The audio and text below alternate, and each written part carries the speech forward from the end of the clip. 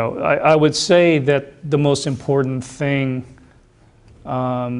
really is perseverance, above and beyond anything, even above and beyond talent.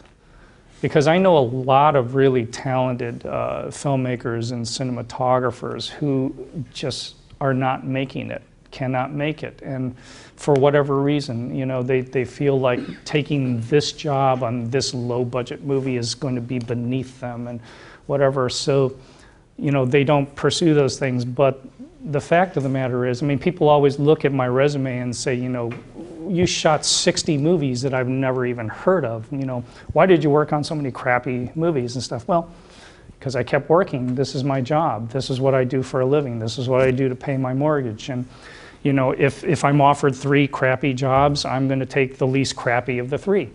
But I'm going to keep working. And the way the business runs is whenever you're working, you're always going to meet people who will go on to another job, you know, who are going to say, hey, I just worked with this cinematographer on this job, you know, you should talk to them and stuff like that. And that's what happens. So building up your network of contacts by being in the industry is ultimately the most important thing.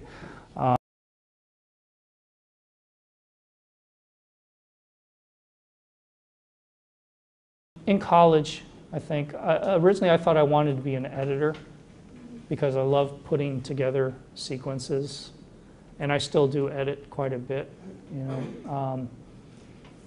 Editing, I was telling some of them earlier, editing I think teaches you so much about directing and cinematography and everything else, because you start to learn about how many shots do I really need? What are the critical pieces that tell this story? Instead of doing what Gordon Willis calls dump truck directing, where you just shoot everything in every size and then dump it all on an editor and here, see, make something out of this. You know, there needs to be more planning and discipline and a more thoughtful approach to it. So I think editing is really a great thing to learn. And that's the reason why also I don't have any favorite shots. People ask me, what's your favorite shot that you've done? I don't have one.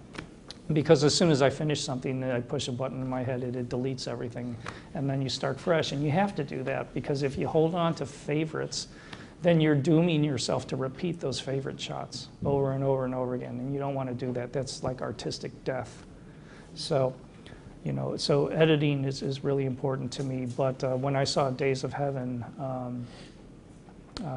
specifically, I was overwhelmed with the power that the camera had to create all these emotions and to tell the story visually with a minimum of dialogue. And so that's ultimately what shifted me. Plus, I didn't want to spend my entire life in a little room by myself, you know, for hours and hours and hours. So.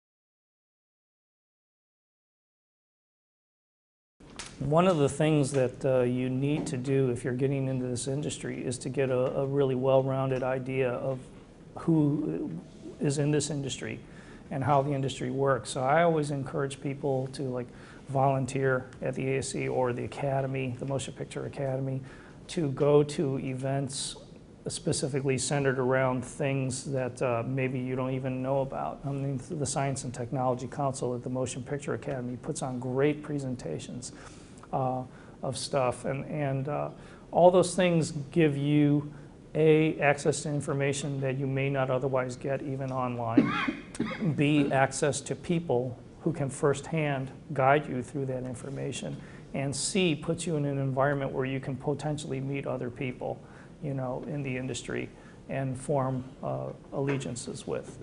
So all those kinds of activities are really important. I don't attend so much like the geeky ones that are only designed to showcase a major star or something like that.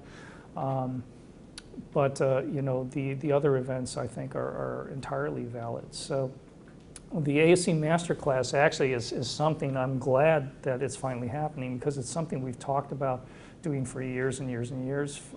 The ASC has always had cinematographers everywhere doing lighting demos, as I've done all over the world, and doing seminars, but they've never really done it specifically for themselves. And the ASC, like any business, still needs to monetize itself, you know, in order to survive.